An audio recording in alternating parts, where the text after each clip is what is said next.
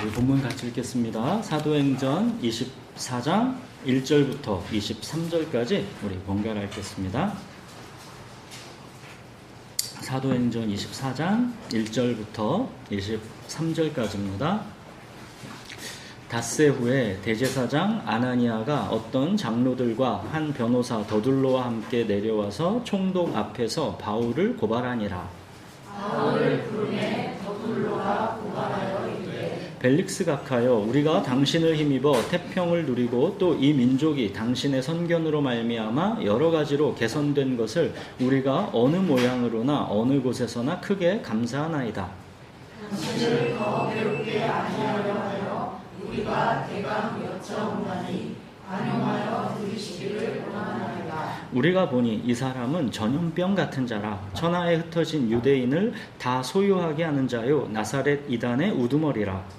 그가 또 성전을 더럽게 하려 함으로 우리가 잡았사오니 당신이 친히 그를 신문하시면 우리가 고발하는 이 모든 일을 아실 수 있나이다 하니, 유대인들도 이에 참가하여 이 말이 옳다 주장하리라.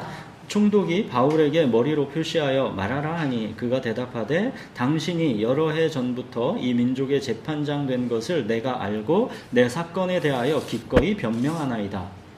당신이 아실 수 있는 바와 같이 내가 예루살렘에 예배하러 올라간 지 열흘 이틀밖에 안 되었고 그들은 내가 성전에서 누구와 변론하는 것이나 회당 또는 시중에서 무리를 소동하게 하는 것을 보지 못하였으니, 이제 나를 고발하는 모든 일에 대하여 그들이 능히 당신 앞에 내세울 것이 없나이다. 그러나 이것을 당신께 고백하리이다. 나는 그들이 이단이라 하는 도를 따라 조상의 하나님을 섬기고 율법과 선지자들의 글에 기록된 것을 다 믿으며 그들이 기다리는 바 하나님께 향한 소망을 나도 가졌으니 곧 의인과 악인의 부활이 있으리라 함이니까. 이것으로 말미암아 나도 하나님과 사람에 대하여 항상 양심에 거리낌이 없기를 힘쓰나이다. 여러 해 안에 내가 내 민족을 구제할 것과 재물을 가지고 와서 드리는 중에 내가 결례를 행하였고 모임도 없고 소동도 없이 성전에 있는 것을 그들이 보았나이다. 그러나 아시아로부터 온 어떤 유대인들이 있었으니 그들이 만일 나를 반대할 사건이 있으면 마땅히 당신 앞에 와서 고발하였을 것이요. 그렇지 않으면 이 사람들이 내가 공회 앞에 섰을 때 무슨 옳지 않은 것을 보았는가 말하라 하소서. 오직 내가 그들 가운데 서서 외치기를 내가 죽은 자의 부활에 대하여 오늘 너희 앞에 신문을 받는다고 이 한 소리만 있을 따름이니까 하니. 벨릭스가 이 도에 관한 것을 더 자세히 아는 거로 연기하여 이르되 천부장 루시아가 내려오거든 너희 이를 처결하리라 하고, 백부장에게 명하여 바울을 지키되 자유를 주고 그의 친구들이 그를 돌보아 준 것을 금하지 말라 하니라. 자, 바울은 이제 로마가 파견한 유대 총독 벨릭스 앞에서 재판 이제 받기 위해서 예루살렘에서 이제 가이사랴 감옥으로 이송되어 왔습니다. 자, 이 재판에서 이겨서 바울을 죽이기 위해서 대제사장 아나니아와 이제 장로들 그리고 당시 최고의 변호사 더둘로가 이제 가이사랴로 내려와서 총독 앞에서 이제 바울을 고발합니다. 지금 바울 한 사람을 잡아 죽이기 위해서 대제사장과 장로들 그리고 최고의 변호사 더둘로까지 이제 가이사랴에 온 것입니다. 이제 변호사 더둘로가 바울을 이제 고발합니다. 3절 보십시오. 벨릭스 각하여, 우리가 당신을 힘입어 태평을 누리고 또 이 민족이 당신의 선견으로 말미암아 여러 가지로 개선된 것을 우리가 어느 모양으로나 어느 곳에서나 크게 감사하나이다. 사실 역사 속에서 이 벨릭스 총독은 뇌물을 밝히고 잔인한 폭정을 일삼는 사람으로 유명했고 또 유대인들에게 가혹하게 대하다가 지금 이때로부터 한 2년 후에 로마 네로 황제에게 소환당해서 정치 생명이 끝나게 되는 그런 인물입니다. 변호사 더둘로는 그런 벨릭스 총독을 두고 다만 지금 재판에서 이기기 위해서 이렇게까지 거짓 아부를 하고 있는 것이죠. 자기 이익을 위해서는 아무리 비굴한 일이라도 서슴지 않는 것입니다. 자, 본격적으로 이제 더둘로가 바울을 어떻게 고발하는지 5절 보십시오. 이 사람은 뭐래요? 전염병 같은 자라. 바울은 전염병 같은 자라는 겁니다. 코로나 같은 자라는 겁니다. 온 세계에 흩어져 있는 자기 유대인들을 나사렛 이단으로 전염시키고 있고 예루살렘 성전마저도 더럽히려고 했다라는 겁니다. 역시 최고의 변호사답게 바울의 행적에 대한 가장 자극적이면서도 정확한 표현을 썼습니다. 바울은 정말로 더둘로의 말처럼 전염병 같은 사람입니다. 그 전염병, 그 바이러스의 실체가 뭡니까? 복음이죠. 십자가에 달려 죽으셨던 그 예수가 구약 성경에서 약속하신 바로 그 메시아이시고 그 예수께서 부활하셔서 우리의 주님이 되셨다라는 소식, 복음. 이게 바로 그 전염병, 이 바이러스의 실체입니다. 바울은 이 예수 그리스도의 부활, 이 부활의 복음을 여기저기 돌아다니면서 사방에 다 퍼뜨린 겁니다. 여러분, 이 복음이라는 바이러스는 왜 이토록 전염력이 강할까요? 왜 이렇게 아무도 막을 수 없게 뿌려지는 곳마다 온 땅에 전파될까요? 복음의 이 강력한 전염력은 어디에서 오는 것입니까? 바울이 로마서에서 그러죠. 내가 복음을 부끄러워하지 아니하노니 이 복음은 모든 믿는 자에게 구원을 주시는 하나님의 능력이 됩니다. 이 복음은 모든 믿는 자에게 구원을 주시는 하나님의 능력입니다. 이 복음이라는 전염병에 감염되어야 사람은 삽니다.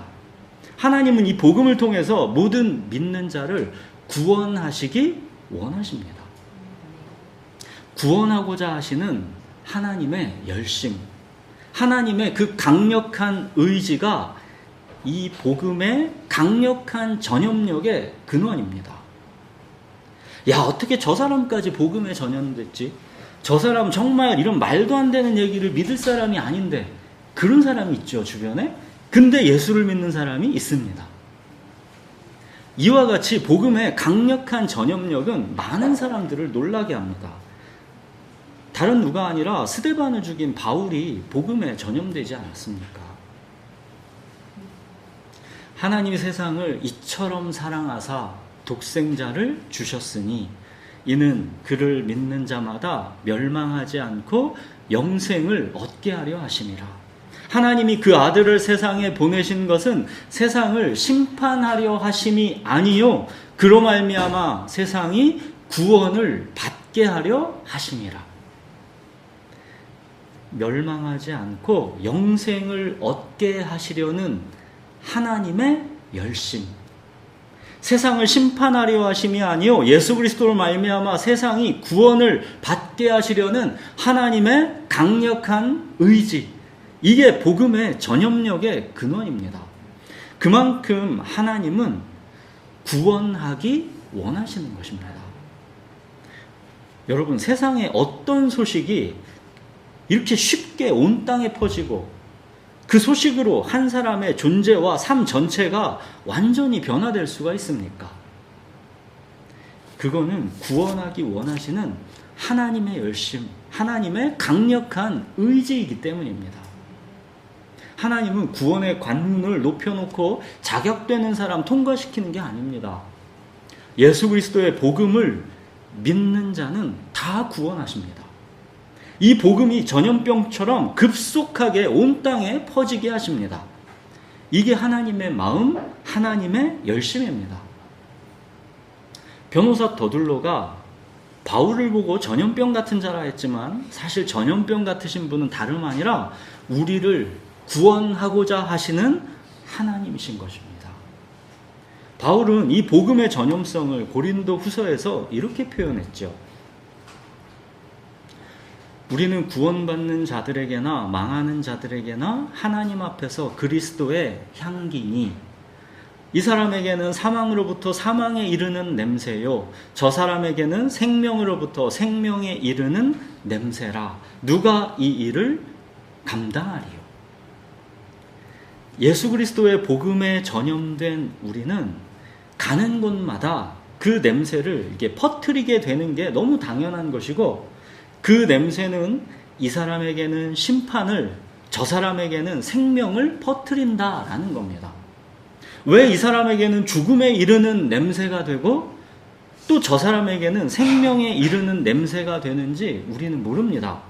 왜 이 사람은 복음에 전염되지 않고 거절해서 죽음에 이르고 왜 저 사람은 복음을 믿고 전염돼서 생명에 이르는지 우리는 모릅니다.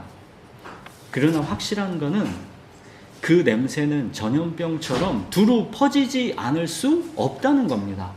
이거는 하나님의 열심, 하나님의 강력한 의지이기 때문에 누구도 이거를 막을 수가 없다는 겁니다. 그래서 저와 여러분까지도 이렇게 복음에 전염돼서 이 자리에 지금 있는 것입니다. 자, 전염병 같은 자라는 이 변호사 더둘로의 고발에 대해서 이번에는 이제 바울이 변론합니다. 바울은 이 더둘로처럼 그렇게 비굴하게 시작하지 않습니다. 바울은 재판장인 벨릭스 총독의 권위를 존중해 주되 사실과 다른 그 이상의 아부는 결코 하지 않습니다. 10절 보십시오. 당신이 여러 해 전부터 이 민족 재판장 된 것을 내가 알고 내 사건에 대하여 기꺼이 변명하나이다. 보시는 것처럼 어떤 과장된 아부도 없고 그렇다고 이방인 총독이라고 경멸하는 것도 아니고 딱 적정선에서 담백하게 그의 권위를 존중하는 정도로 표현하는 것이죠.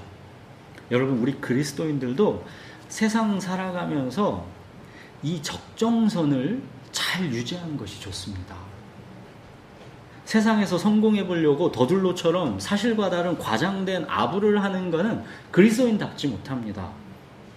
그렇다고 세상을 적대시하고 무조건 정죄하는 것도 바람직하지 못합니다.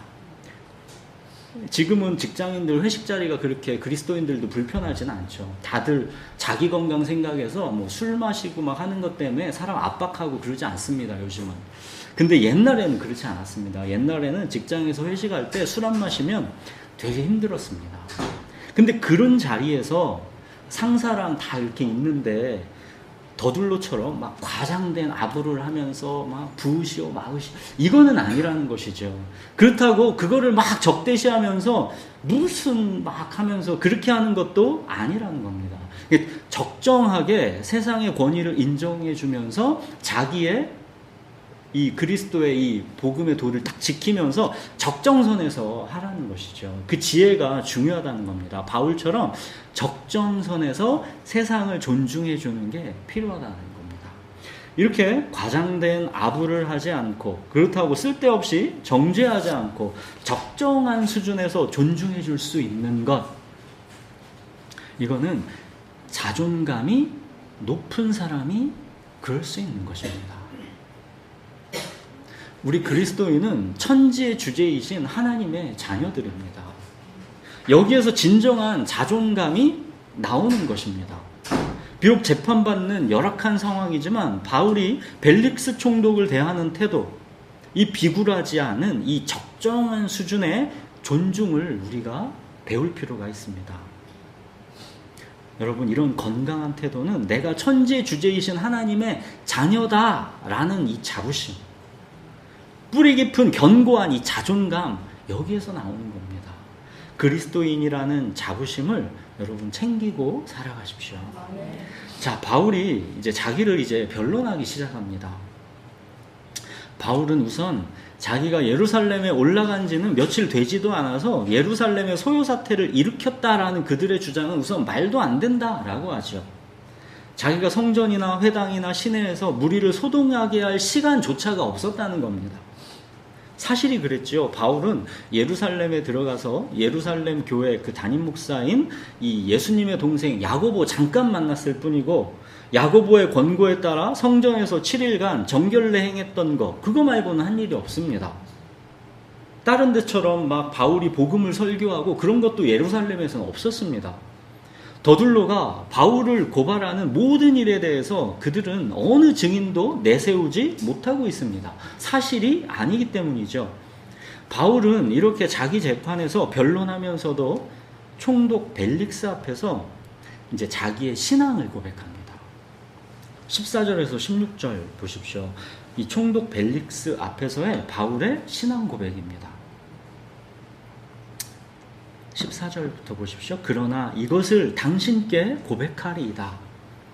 나는 그들이 이단이라 하는 도를 따라 조상의 하나님을 섬기고 율법과 선지자들의 글에 기록된 것을 다 믿으며 그들이 기다리는 바 하나님께 향한 소망을 나도 가졌으니 곧 의인과 악인의 부활이 있으리라 함이니이다.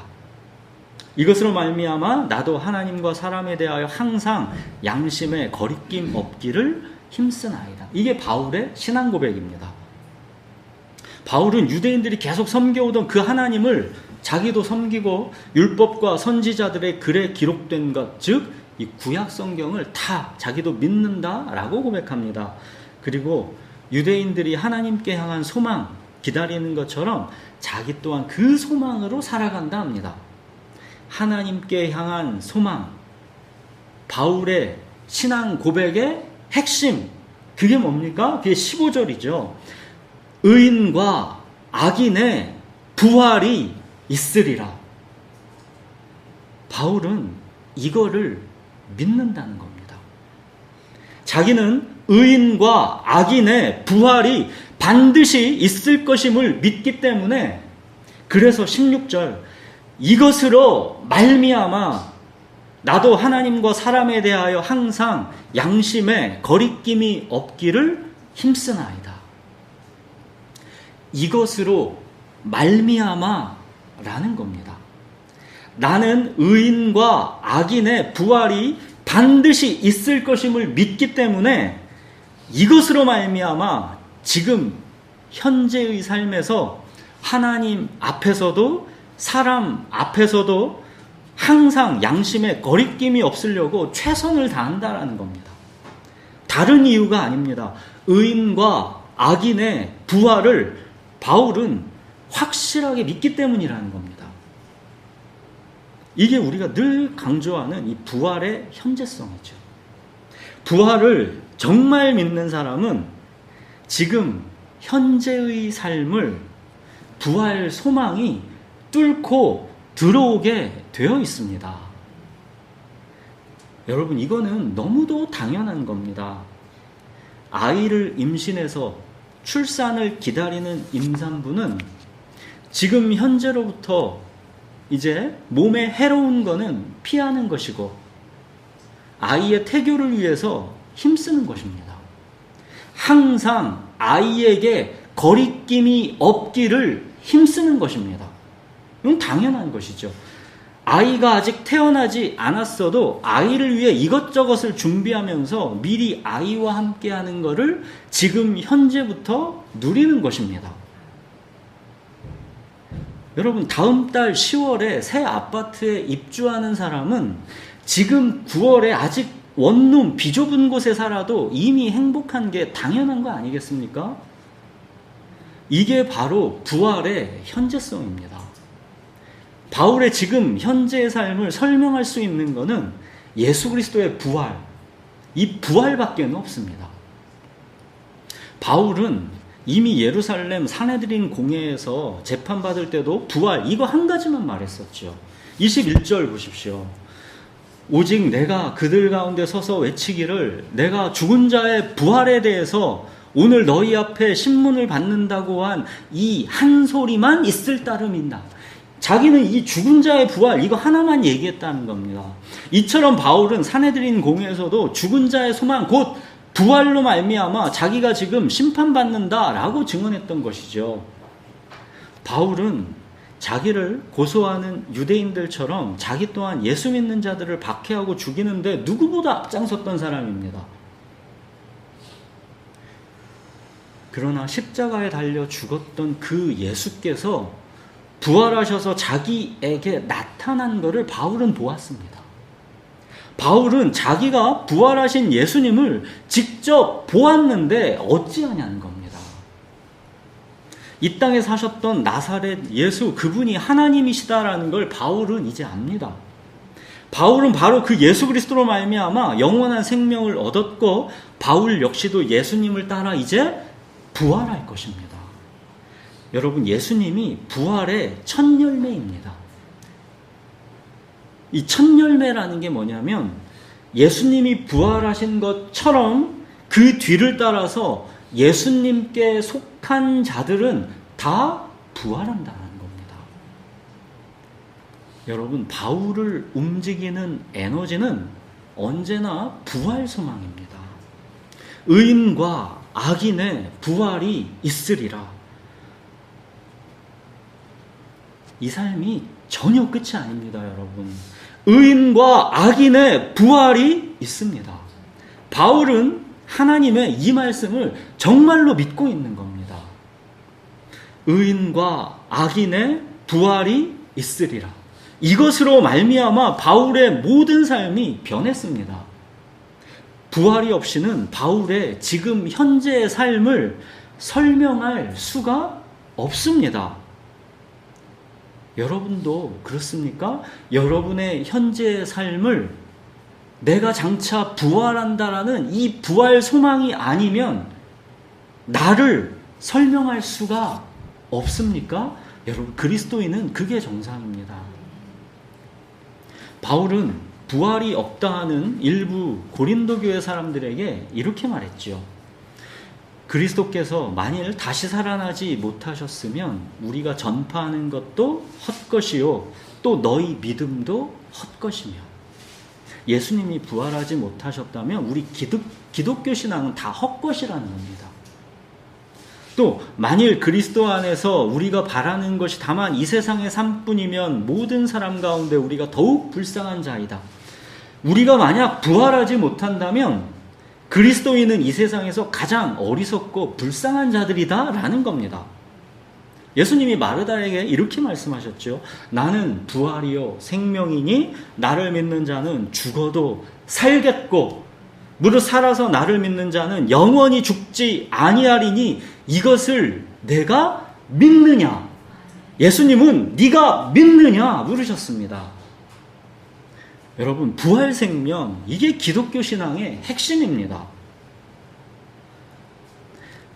이렇게 내가 영원을 사는 부활 생명이고 예수님을 믿고 있는 나는 죽어도 살며 영원히 죽지 않는다라는 것을 정말로 믿기 때문에 지금 이 땅에서의 현재의 삶에서의 내 자아의 죽음, 이 자기의 죽음, 이 자기를 부인하고 그래서 주를 따르는 것입니다. 의인과 악인의 부활이 있다라는 것을 믿기 때문에 하나님 앞에서나 사람 앞에서나 항상 양심에 거리낌이 없기를 힘쓰는 것입니다. 내가 그리스도의 심판대 앞에 설 것이다 라는 것을 알기 때문입니다. 바울이 고린도에서 그러죠.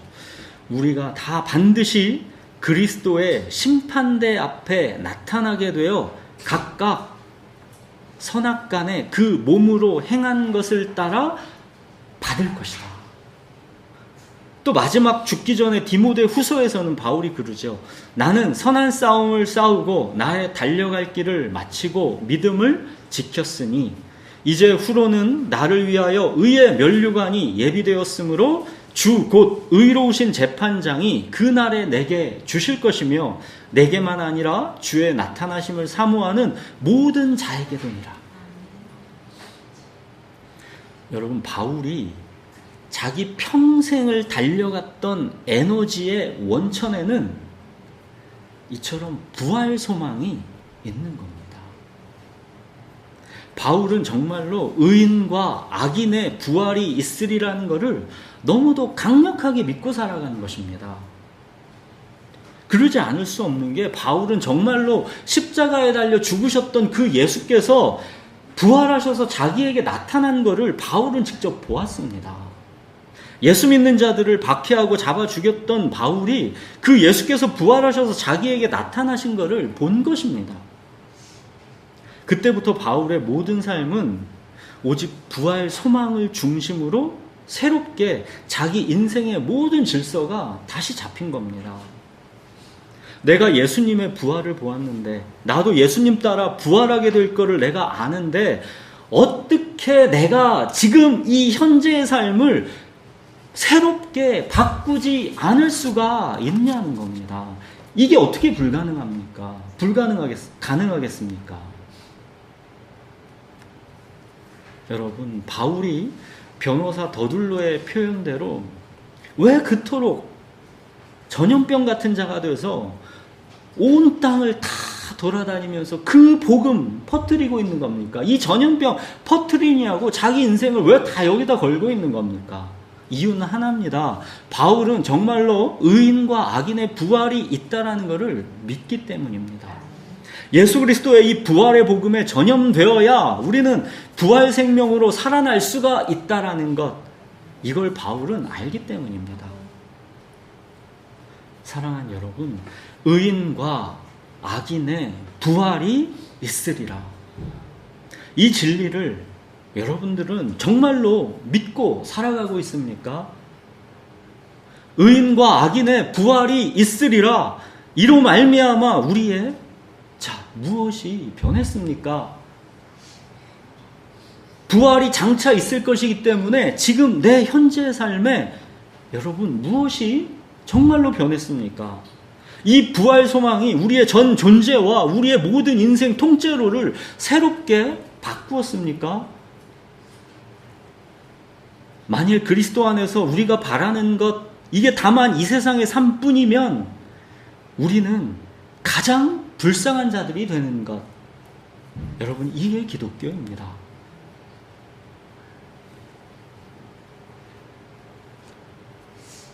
자, 이제 총독 벨릭스가 이제 변호사 이제 더둘로의 말도 들어봤고, 이제 바울의 말도 이제 들어봤습니다.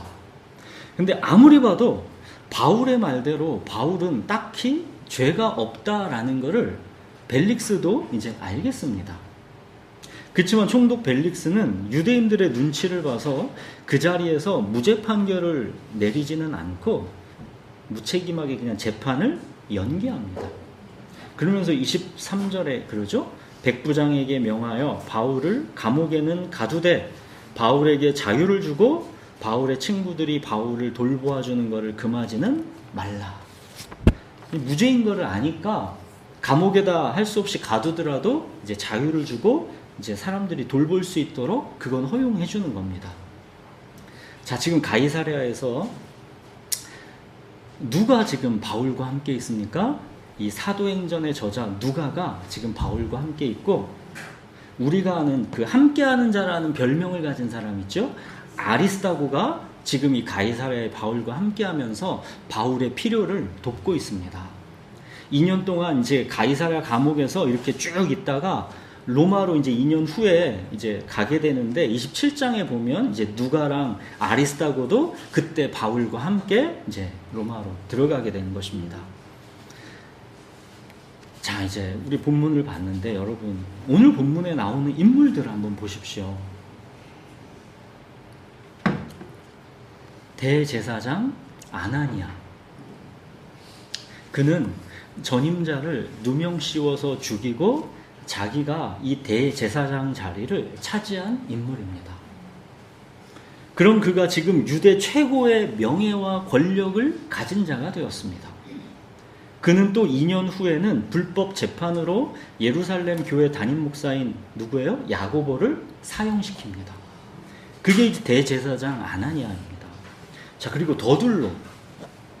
그는 말하자면 오늘날 최고의 법무법인 김앤장이죠. 이 김앤장의 수석 변호사입니다. 자기 이익을 위해서는 거짓 아부도 서슴지 않고 하는 사람입니다.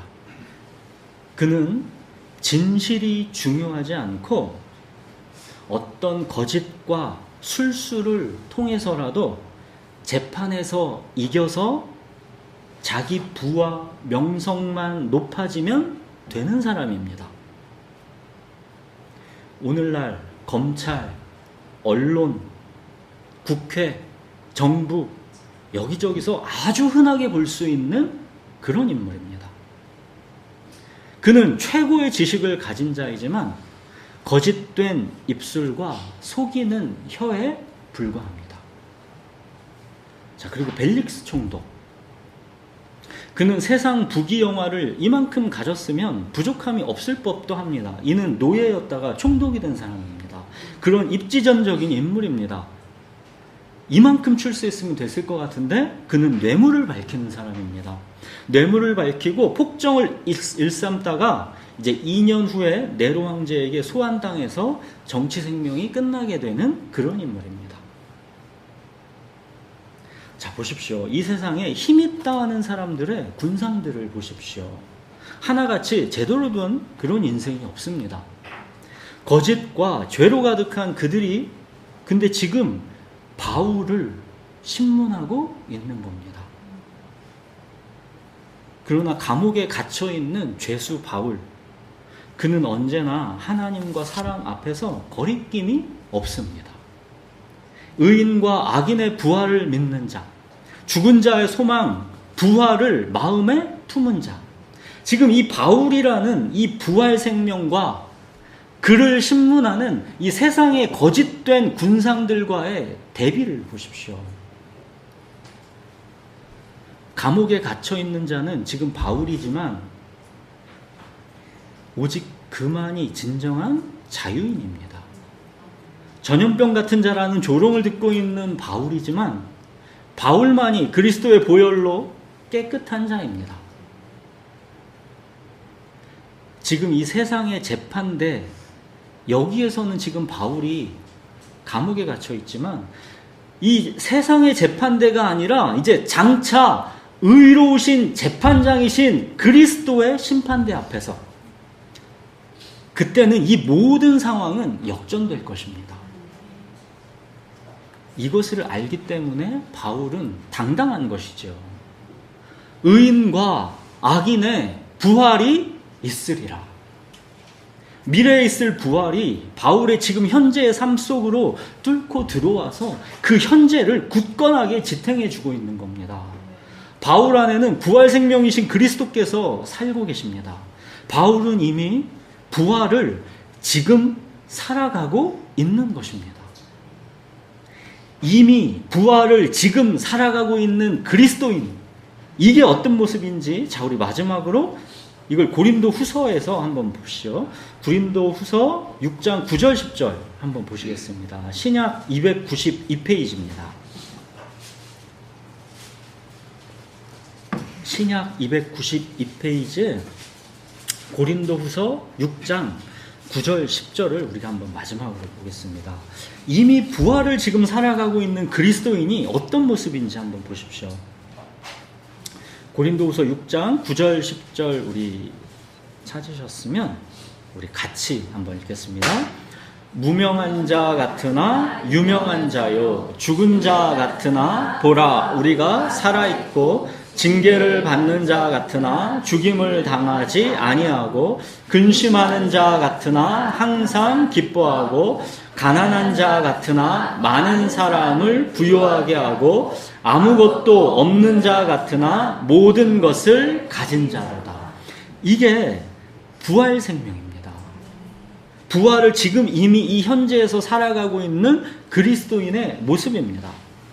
10평 전세 원룸에 사는데도 50평 아파트 사는 부자인 것처럼 자기를 내어주기를 기뻐하고, 매일 골골대면서도 몸도 약한데 마치 건강한 사람처럼 주신 일상을 감사하고, 손해보고 억울한 일이 있어도 주님이 나와 함께 하시니까 하면서 금세 털어버리고, 늙고 병들어가는 몸으로 이제 쇠약해져서 힘들고 막 몸이 지쳐가지만 주님 배울 날 이제 곧 다가온다고 부활 소망으로 가득하게 되는 사람들, 그들이 그리스도인입니다.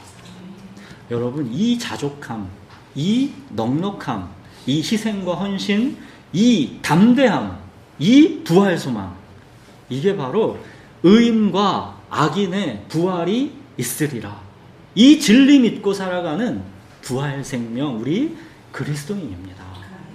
이렇게 예수 그리스도의 십자가와 부활, 이 복음에 전염된 우리 그리스도인들이 이 부활 생명의 냄새를 이제 진동시키면서 살아갈 때, 이 복음은 이제 생명에 이르는 냄새가 돼서 또 계속해서 부활 생명을 전염시킬 것입니다. 우리 기도하겠습니다.